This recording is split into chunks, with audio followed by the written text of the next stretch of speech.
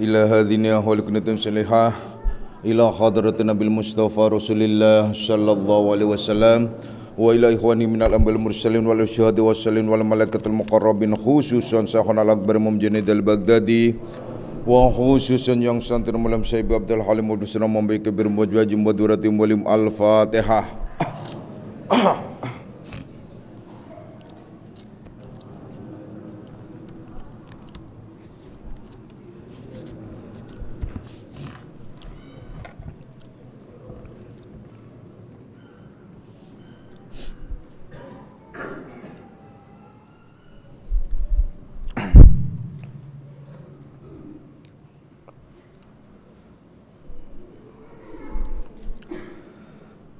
Assalamualaikum warahmatullahi wabarakatuh.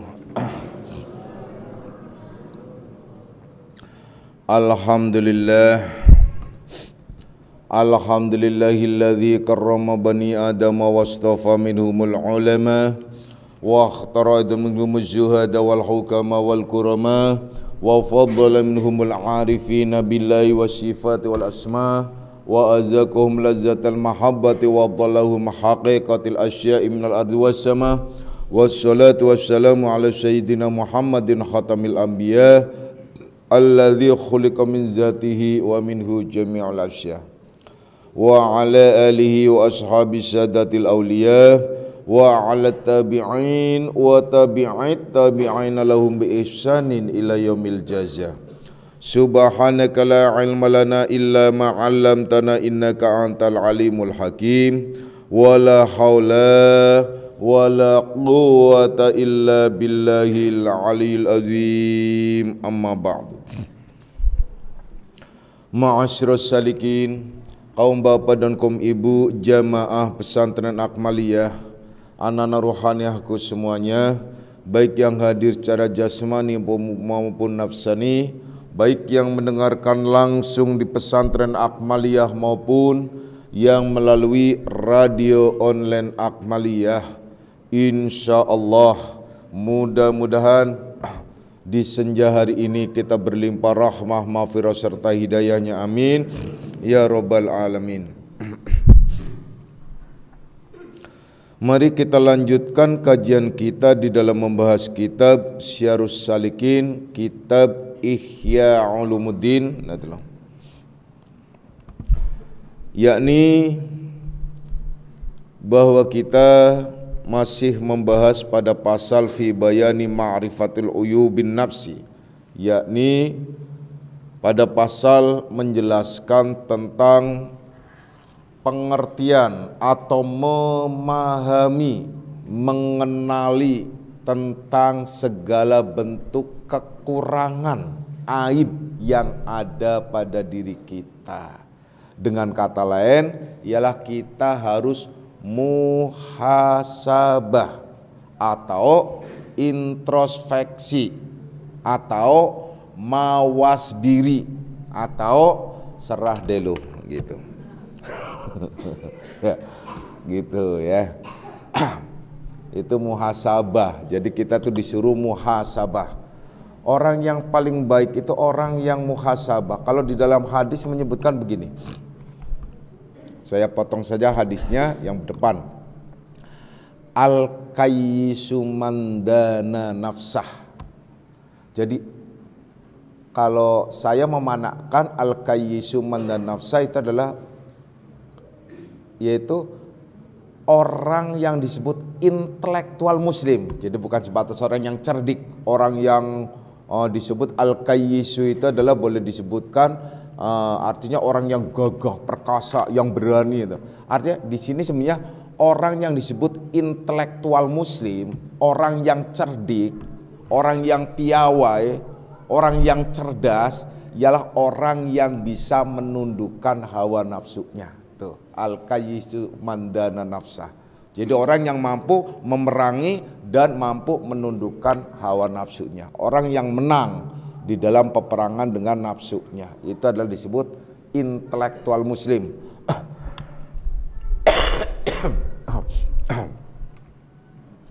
Jadi orang yang benar-benar yang mampu mengendalikan diri itu adalah itu yang sesungguhnya. Kita banyak sebenarnya, tapi saya cicil satu persatu karena di sini ada 4 urutannya, tapi belum dibaca, artinya belum diurai satu persatu, baru dilintaskan. Yang pertama ialah datang kepada seorang mursyid. Nah, dalam hal ini kebanyakan manusia itu, ini kebanyakan manusia dan umumnya manusia itu, nah itu sangat tidak fair, sangat tidak tidak objektif apabila menilai dirinya sendiri. Itu rata-rata manusia. Dan sifatnya manusia itu lebih suka mendapatkan dukungan dalam bentuk sanjungan. Dukungan dalam bentuk sanjungan. Sangat tidak suka apabila dalam bentuk kritikan atau pemberitahuan tentang kekurangan-kekurangannya, kecuali pada waktu-waktu tertentu. Karena sifatnya manusia itu ialah defend, yakni ini lebih banyak jaga dirinya, lebih banyak jaga diri gitu loh ya. Jaga diri itu rata-rata manusia itu semacam itu. Sehingga terkadang sangat sulit sekali orang yang bisa menerima masukan dari orang lain, itu kadang susah. Apalagi seorang suami menerima masukan dari istri, aduh itu adalah suami yang pokoknya aduhai deh, suami yang istimewa. Rata-rata suami itu angkuh, sombong, merasa diri paling pinter, kemudian merasa diri sebagai pemimpin, kemudian merasa diri yang bisa membimbing dan seterusnya dan seterusnya. Itu rata-rata suami, kecuali saya. Ya dong, susah gitu ya. Itu dalam bentuk defend juga tuh. Jadi dalam bentuk gimana mempertahankan diri gitu ya. Udah, sekarang gini aja lah. Itu rata-rata tuh laki-laki tuh. Jadi saya bongkar nih ya rahasia laki-laki, hei kaum wanita ya. Nah, laki-laki rata-rata itu adalah selalu ingin menjadi pahlawan. Nah, jadi laki-laki itu adalah akan merasa bangga kalau dirinya tuh bisa menolong. Jadi kalau laki-laki yang selalu ingin ditolong, ngempeng terus sama istrinya, ini bukan laki-laki. Tapi setengah laki-laki, setengah karena sifatnya laki-laki itu gagah, ya makanya disebut dalam Al-Quran sengaja diletakkan oleh Allah ar-rijalu qawwamuna 'alan nisa. Laki-laki itulah di atas perempuan dalam segala hal. Makanya dia dijadikan sebagai pemimpin.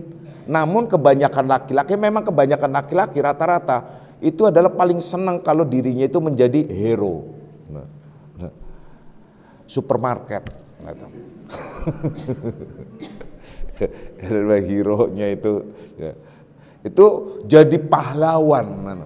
Jadi pahlawan. Jadi senang itu laki-laki kalau merasa bisa menolong gitu loh, bisa membantu, apalagi kepada yang dikasih, itu senang banget gitu loh. Nah, oleh karena itu bagi kaum wanita sebaiknya biarkan laki-laki itu memposisikan dirinya dan bikin image atau pandangan anak itu bahwa ayahnya itu juga memang seorang pahlawan. Segala-galanya itu harusnya semacam itu ya, wanita yang baik itu begitu. Nah, namun banyak laki-laki yang kebablasan. Nah, kebablasan karena merasa dirinya super, merasa dirinya pemimpin, apalagi semuanya adalah yang mengcover laki-laki itu. Nah, akhirnya penyakit laki-laki ialah sombong, angkuh, ujub, keras kepala, keras kepala nih, keras kepala dua-duanya. Nah itu yang bahaya nih loh ya. Jadi kepala kiri dan kepala kanan, maksudnya otak kiri otak kanan keras. Nah itu yang paling bahaya. Pada saat laki-laki tidak bisa menerima kritikan dari istrinya padahal ia salah, itu yang paling bahaya. Padahal kritikan-kritikan kalau ada kesalahan, yang namanya manusia kan tempatnya khilaf, lupa. Maka tentu saja di situ ada benih-benih kesalahan. Maka pada saat dia melihat kesalahan dirinya, kemudian dikasih tahu oleh yang lain, sebaiknya hendaklah seyogianya itu menerima, kendati pun dikeluarkan oleh istri walau anak sekalipun yang memberitahu. Itulah isyarat yang menyatakan ungdur maqala la tangdur mangqala, ungdur maqala, pandang siapa, baca pandang perkataan apa yang dikatakan, wala tangdur mangqala, jangan engkau pandang siapa yang mengatakan. Nah itu, jadi pandang apa yang dikatakan isinya tuh apa, benar apa tidak. Jangan engkau pandang siapa yang mengatakan. Ini persoalan. Nah, coba kalian semuanya, laki-laki maupun perempuan, apabila mengamalkan tentang memandang segala bentuk perkataan, fatwa, nasihat, apa saja kritikan, jangan melihat, jangan memandang siapa yang berkata, siapa yang mengkritik, siapa yang menasehati. Jangan memandang itunya. Kalau memandang siapa yang mengatakan, ini persoalan. Pelajari seperti atau seyogianya kalian mempelajari kayak kondisinya pada saat kalian mendengarkan azan. Nah, coba deh. Pada saat mendengarkan azan. Azan itu kan panggilan tuh, panggilan sholat. Hayya 'alas sholah, clear gitu loh. Kemudian kalau yang azannya hayya 'alas sholah gitu. Ya nggak apa-apa, yang penting kan kata-katanya, panggilan itu. Apalagi udah kakek-kakek, suaranya bergetar, hayya 'alas sholah gitu. Sumpamanya gitu, nggak apa-apa. Apalagi yang azan itu ngaco sumpamanya, kalimat-kalimat apa tuh nadanya nggak penting. Yang penting adalah isinya benar nggak kata-katanya, gitu aja. Allahu Akbar, Allahu Akbar. Yang penting Allahu Akbar, Allahu Akbar. Nah, itu nggak apa-apa karena itu isinya benar. Nah, siapa yang azan, entah itu simiun atau jablut sekalipun, kalau tuqiyam itu nggak boleh azan karena itu perempuan. Nah, tapi kalau yang azan itu miun atau John Travolta sekalipun, nggak ada masalah. Nah, itu loh, nggak ada masalah yang azan. Yang penting azan dalam bentuk azan yang disyariatkan. Nah, azan itu disebutnya panggilan Allah. Adapun yang mengucapkan, yang memanggil itu Allah apa mi'un? Kan? Kalau wujudnya kan si mi'un, tapi kata-katanya yang penting. Nah, itu maksudnya. Nah, kan kalian gak protes. Biarin aja mau azannya macam apa ada gimana, yang penting sholat aja. Itu panggilan. Kecuali kalau azannya, nah, azannya di bahasa Indonesia kan, apalagi dipakai bahasa Jawa itu gak boleh. Nah, karena azan itu sudah menjadi syariat seperti salam. Salam itu sudah menjadi syariat, bahwasanya itu adalah satu kalimat yang tidak perlu diterjemahkan. Itu udah baku. Assalamualaikum warahmatullahi wabarakatuh, kan enak, udah selesai. Coba kalau dalam bahasa Indonesia, Assalamualaikum warahmatullahi wabarakatuh, semua dengan kalimat bahasa Indonesia. Semoga kamu selamat dan sejahtera, mendapatkan berkah dan rahmat dari Allah ya. Iya, kamu juga mudah-mudahan gitu loh. Nah, enak kan, gak enak? Nah, begitu juga apalagi azan, gitu loh. Azan, Allah Maha Besar, Allah Maha Besar, gitu loh. Kan susah, masih mending. Nah kalau orang Tegal yang azan, Allah gede nemen. Lah ya kan Allah gede nemen, Allah gede nemen. Kau bingung tuh. Nah, Gusti Allah gede nemen gitu. Waduh, saya kira orang Sunda susah, nggak ngerti. Nah tuh, orang Sunda itu nggak ngerti. Nah tuh, itulah yang disebut bahasa yang Islami yang luas, yang disebut juga wahyu. Jadi semua dimengerti. Kalau orang Sunda, beda no. Nah kalau Sundanya Sunda masih sana, udah masih mending, bahasanya Allah nu agung. Nah kalau bahasa Sundanya ke Bogor sini, Allah badag gitu. Aduh, kan repot kan itu loh. Sundanya Bogor sini, kemudian Serang sana, wah udah. Orang Serang, orang sana tuh Banten sini yang Sundanya Sunda coret itu. Orang ulama mati aja bilangnya, ternyata itu apa? Itu tuh kiai itu modar. Nah itu loh. Kayak modar kayak modar itu, bukan ya wafat gitu kan, enak itu kan bahasa ya. Coba, nah jadi nggak bisa, nah itu loh. Jadi yang penting adalah bahasanya, nah itu ya.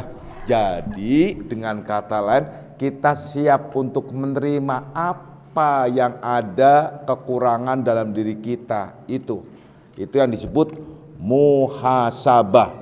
Maka untuk muhasabah ini mengintrospeksi diri kita melalui proses perjalanan di mana kita harus bersih hati dan jiwanya, mengungkap. Maka yang pertama-tama dilakukan seperti kemarin sudah kami jelaskan pada pengajian malam Ahad yang lalu, ialah hendaklah kalian datang kepada seorang guru atau seorang mursyid. Datang menghadap langsung, minta dan ijab. Nah, pada saat ijab, Pak, saya datang mohon diterima sebagai murid. Nah, itu begitu. Kalau di Cina itu datang seorang murid itu harus datang, duduk, kemudian ngasih teh, minuman. Nah itu. Kalau di Jawa sama itu cemennya. Sebagai kalau gurunya itu menerima teh itu berarti dia menerima sebagai guru. Kalau tidak mau berarti tidak mau menjadi gurunya. Itu budaya dulu. Sekarang kalian mah nggak penting. Yang penting tahu tuh duduk jebret udah selesai, gitu kan. Nah itu. Jadi pertama-tama itu duduk seorang murid yaitu duduk seorang murid, seorang salik bersama-sama dengan syekhnya, duduk langsung bersama-sama dengan syekhnya dalam mursyidnya yang mengetahui ia akan segala aib nafsu yang amarah itu dan mengetahui akan segala sifat yang tercela yang ada di dalam nafsu yaitu di dalam hati, dan mengambil ia talqin zikir daripada syekhnya yang mursyid itu, atau mengambil baiat torekoh daripada gurunya itu, mursyidnya itu, atau kedua-duanya talqin dan baiat. Nah, kita kan ada talqin dan ada baiat. Ada talqin itu adalah kalau setiap malam Sabtu tuh di awal bulan tuh sengaja. Itu juga sama dengan minta izin, tapi sebenarnya kalau mau adab yang benar itu sebelum ngaji, sebelum benar-benar jadi murid, itu datang langsung bertatap muka, langsung minta izin, minta diakui menjadi muridnya. Itu sebenarnya semacam itu. Tapi di sini nggak perlu bertele-tele semacam itu, nggak apa-apa. Yang penting jalan, duduk, menyimak, dan pada saat sudah benar-benar mantap, kemudian talqin, karena untuk membersihkan dan meyakinkan. Nah, meyakinkan bahwa dirinya itu benar-benar menjadi orang Islam. Nah, itu talqin ya. Jadi talqin atau baiat ya, talqin Islam ya, kemudian atau baiat toreko, nah itu atau kedua-duanya disebutnya minimalnya itu talqin. Kalau nggak ngambil baiat toreko, talqin. Talqin itulah menyempurnakan Islam supaya diakui Islamnya itu di sisi Allah dan Islamnya juga di sisi manusia. Karena kebanyakan orang Islam itu hanya lahiriah, Islamnya disebut masih ing dan nas.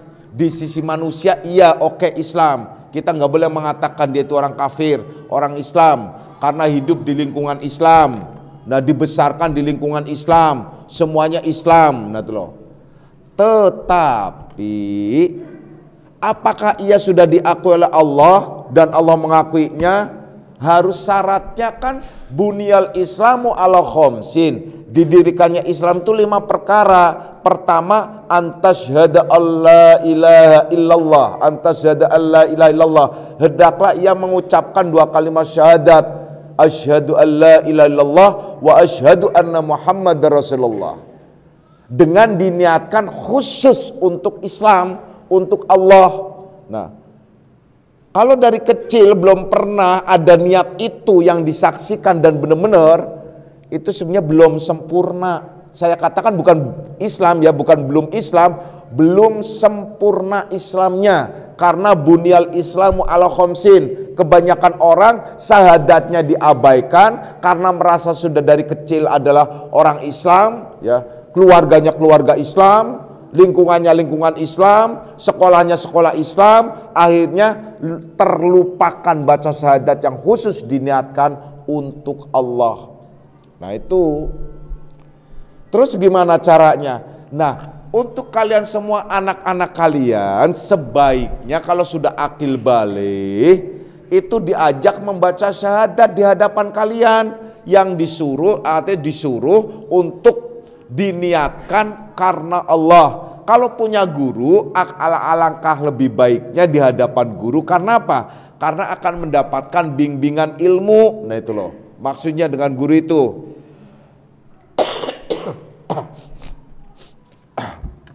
Itu yang dimaksud kalau di hadapan guru.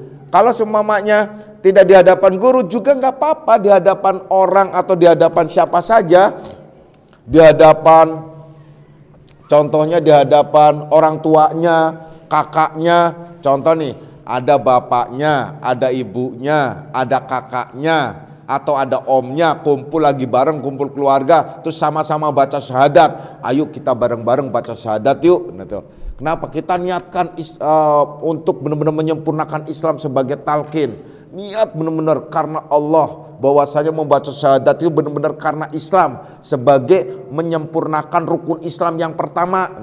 Jadi kita saling menyaksikan. Jadi artinya akhirnya saling menyaksikan tuh. Bapaknya, emaknya, suaminya, istrinya, anaknya, omnya dan sebagainya. Bareng-bareng, sebut saja orang, ada orang 5 atau 6 atau 7 atau lebih lah, artinya saling saksi menyaksikan. Itu sudah sah dan bagus, namanya sempurna. Itu juga disebut talqin, cuman tidak di hadapan guru. Sah nggak? Sah dan bagus. Itu minimalnya begitu. Ya. Jadi kalian minimalnya begitu, itu kalau kumpul bareng-bareng keluarga itu ajak bareng-bareng baca syahadat. Nah itu loh. Ya. Bapak tuh kalau ceramah di tempat-tempat umum itu selalu ngajak untuk baca syahadat. Terutama kalau di akhir ceramah ya, ceramah umum, karena Bapak kasihan mereka tidak membaca syahadat. Jadi Bapak ajak untuk membaca syahadat karena nggak ada ruginya. Hanya orang-orang yang punya penyakit hati yang tidak mau membaca syahadat itu. Hatinya itu ada penyakitnya. Penyakitnya apa? Penyakit angkuh, sombong dan ketidaktahuan, kebodohannya. Karena apa? Dia langsung protes. Lah dari dulu saya Islamnya gimana? Lah dari dulu itu bagaimana? Terus sholat saya dari dulu nggak sah dong. Terus gini, aduh saya pikir ribet banget, sok banget sih kayak sholatnya diterima aja. Gitu loh. Dijelasin juga ribet. Itu karena memang penyakit hati. Dijelasin ribet. Coba kalau hitung-hitungan kalian saya ajak beranalog dalam bahasa untuk menelusuri pentingnya baca syahadat. Begini, dari kecil kalian belum baca syahadat, sebut saja sampai sekarang. Kalian bisa nggak kira-kira ngitung selama hidup kalian sampai sekarang itu lebih banyak maksiatnya atau ibadahnya? Lebih banyak dosanya atau pahalanya? Kalian jujur, walaupun di dalam hati pasti iya ya banyak dosanya, kalau hitung-hitungan sih kayaknya pahalanya itu adalah aduh saya pikir. Jadi kalau ditimbang, kalau di cross ya, itu defisit. Mungkin berlipat-lipat lebih banyak dosanya daripada pahalanya. Apalagi dosa yang tidak terasa. Dosa-dosa ngomongin orang, dosa sebel, dosa macam-macam. Belum dalam kemaksiatan lain itu banyak dosanya. Dah, anggap aja sholatnya diterima, pahalanya dapat, dosanya juga diterima, banyak juga, dihitung, ternyata lebih banyak dosanya daripada pahalanya. Dah, kekepin tuh, cuma selamanya tuh begitu. Nah, sekarang dikasih tahu baca syahadat sekarang, yang lalu-lalu tuh nol, tidak ada, pokoknya nol. Jadi seolah-olah kalian seperti baru lahir. Jadi dosa-dosa yang lalu nggak ada, sebut saja pahala yang lalu juga nggak ada deh. Jadi seolah-olah baru lahir. Nah, itu. Karena semuanya diampuni dosanya. Pilih yang mana? Kalau kalian mau ngotot, saya mau bersyahadat tapi pahala saya nggak hilang, ya boleh. Bersyahadat pahalanya nggak hilang, dosanya juga nggak hilang. Kan, nah sekarang kalian bersyahadat, dosanya hilang. Sebut saja dosanya hilang semuanya. Udah nggak usah pikirin pahala. Karena kalau dosa hilang, kalau dosa itu sudah tidak ada, nggak usah mikirin pahala. Karena apa? Sudah bersih. Kalau sudah bersih, pasti dia ahli surga. Selesai. Kenapa mikirin pahala? Nah, tuh. Intinya kan kita bersih. Nih, kalau mau hitung-hitungan. Supaya kalian kita turun ke dunia ini, nih, kita turun ke dunia, procot saja, procot tuh, procot apa tuh? Lahir, nah, mecotot, ya mecotot, beras gitu, itu fitrah, disebutnya bersih, membawa karakternya sendiri, tapi udah bersih, gak ada dosa sama sekali, jadi bersih tuh. Nah, bersih. Proses perjalanan di dunia pas akil balik mulai itu ada pahala dan dosa. Berimbang, beruber. Tapi ternyata manusia itu lebih banyak menumpuk dosa ketimbang pahala. Artinya lebih banyak mengotori jiwa dan rohaniahnya. Nah, sedangkan kita disuruh menjaga kefitrahan ini. Jadi pada saat kita masuk ke alam kubur, masuk ke akhirat, itu pada saat sampai ke sana tuh kayak kita lahir lagi. Jadi kayak kita persis baru lahir. Gitu. Jadi agak leng-lengan, kecuali orang-orang khusus. Dan kan agak leng-lengan. Jadi atau mungkin persis kayak orang bangun tidur, mungkin yang paling tepat. Orang bangun tidur, lagi tidur nyenyak-nyenyak, dibangunkan tuh gelagapan, kaget. Itu persis tuh. Jadi kalian lagi tidur nyenyak-nyenyak, dibangunkan kaget, gelagapan. Ini malam apa siang, pagi apa sore, itu bisa jadi itu semacam itu. Apalagi kamarnya gelap, kamarnya gelap gulita. Kalian bingung, ini pagi, malam atau sore. Nah, di sana gelap gulita kuburannya, plak. Wah, ternyata kuburannya itu nyendul. Waduh, pas gitu lihat, pegang, ini ternyata tanah. Ini tanah. Nah, coba kalian bingung nggak tuh? Mau teriak sama siapa gitu kan? Gelap gulita gitu. Kalian kaget gitu loh. Nah, pada saat kalian terjaga di sana, itu wajib, ini wajibnya ialah bersih, nol. Tuh. Baru kalian selamat, gak usah mikirin pahala, nol aja bersih. Kalau kalian sudah bersih, tidak ada dosanya, udah kalian tuh akhirnya diletakkan di mana? Disebut ashabul yamin. Ashabul yamin disebut al-yamin, ashabul yamin artinya orang-orang yang menjadi penghuni, orang-orang yang selamat. Nah tuh loh. Tuh, al-yamin itu orang-orang yang selamat. Nah tuh. Nah, Itu ashabul yamin di situ. Nah, diletakkan di ashabul yamin, nah ini adalah dijamin keselamatannya. Udah selesai, jadi nggak usah mikirin pahala sebenarnya. Karena hakikatnya pahala apa sih? Hakikatnya pahala di dunia ini ialah, perhatikan baik-baik. Jadi jangan nunggu pahala dibukanya di akhirat. Kalau kalian pahala nunggu dibukanya di akhirat, itu jahil murokab, bodoh yang bersusun-susun, bodoh yang berlipat ganda. Pokoknya disebutnya itu apa namanya, bodoh. Apa bodoh? Bodoh nemen lah, goblok nemen. Itu istilah orang Jawa itu ya, orang Brebes bilang dasar goblok nemen gitu loh. Nah ya, itu bodoh namanya. Bodohnya kebablasan lah, bodoh sebenarnya benar-benar bodoh gitu loh. Itu bodoh. Kenapa di situ disebut bodoh? Gitu loh. Karena yang namanya pahala itu disebut seperti pembersih, cleaner. Nah itu pahala tuh. Ini sesuai dengan hadis yang menyatakan innal hasanati yudghibna sayyiati kama yudghibul ma'ul wasahah. Bahwasanya segala bentuk perbuatan baik itu dapat menghilangkan segala bentuk perbuatan buruk. Dengan kata lain, pahala itu dapat membersihkan segala noda dosa. Nah tuh, itu disebut. Yang disebutkan di situ, innal hasanati yudghibna sayyiati kama yudhibul ma'ul wasakh, yakni seperti hilangnya, lunturnya kotoran oleh air. Jadi pahala itu seperti air membersihkan kotoran. Jadi pahala itu seperti kalian mandi. Jadi kalau kalian kotor, banyak dakinya, habis kemana-mana, habis jelalatan, walaupun kalian pakai pakaian sekalipun, walaupun gak berdebu sekalipun, tetap kalian harus mandi. Karena apa? Keringetan. Nah, keringetan ini juga akan menghasilkan bau dan lain sebagainya. Itu harus mandi. Itu disebut kayak dosa yang gak terasa. Nah, kalian sholat itu hampir sama dengan mandi. Nah, namanya mandi ruhani. Nah, itu loh. Mandi nafsani, ngaji begini, ini sama dengan mandi nafsani, jadi membersihkan semua kotoran. Apalagi zikir sama dengan mandi ruhani, mandi nafsani. Apalagi semua dalam bentuk ibadah ritual itu persis kayak mandi. Nah, tuh. Ini diisyaratkan dalam riwayat pada saat Rasulullah Sallallahu Alaihi Wasallam bertanya pada para sahabat,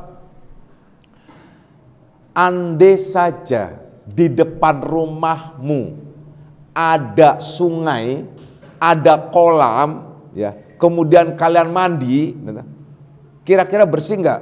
Wah, bersih ya Rasulullah. Kalau tiap hari itu mandi 5 kali, bersih nggak kira-kira badanmu? Bersih ya Rasulullah, gitu loh. Itulah sholat, ya, disebutnya itu sholat, gitu loh. Itu contoh. Jadi kita jangan kebayang kayak orang awam, kayak anak kecil bahwa pahala itu bentuknya kado. Kayak kado ulang tahun gede gitu loh. Nanti taruhnya di akhirat, dibuka nanti di sana. Itu pahala. Itu tidak, makanya tidak ada istilah pengiriman pahala. Pahalanya dikirimkan kepada si A, pahalanya dikirimkan pada si B, itu nggak ada. Yang ada ialah doa atau syafaat.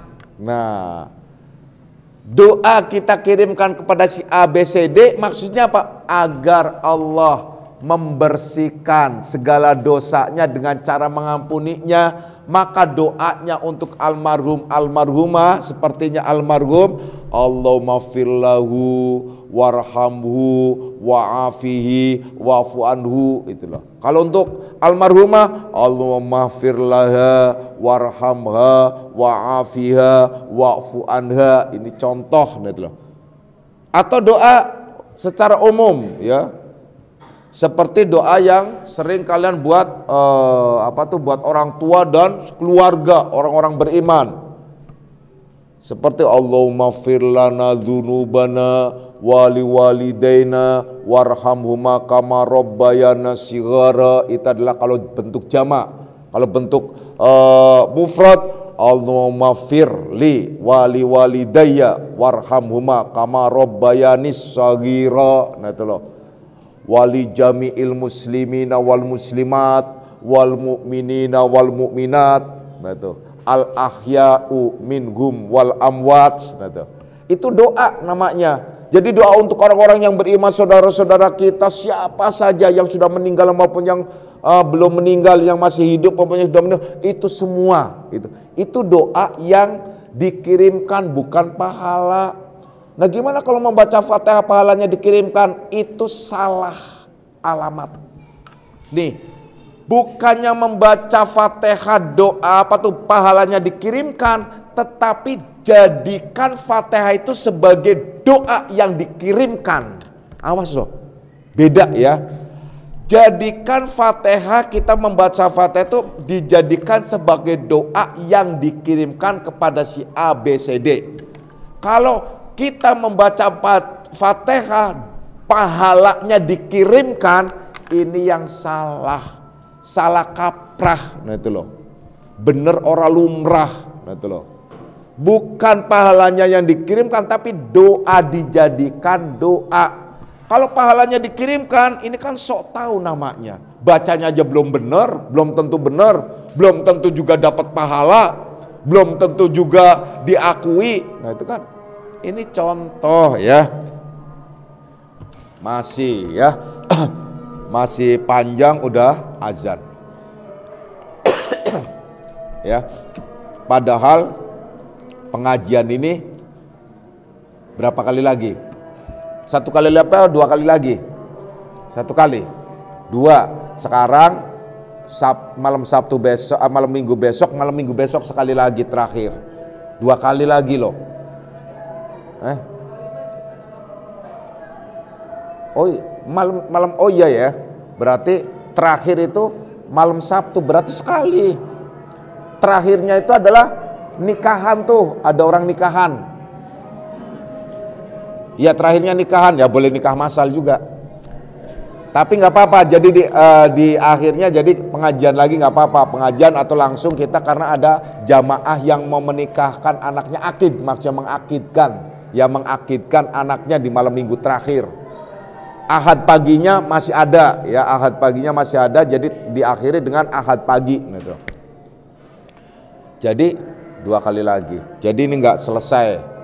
Padahal 4 perkara ya masih. Satu aja ini belum selesai nih. Baru kalian mengambil talqin dan kriteria talqin dan baiat. Nanti kita lanjutkan ya, lanjutkan dan tertunda nanti kita lanjutkan pada setelah Lebaran. Mudah-mudahan sampai umurnya ya.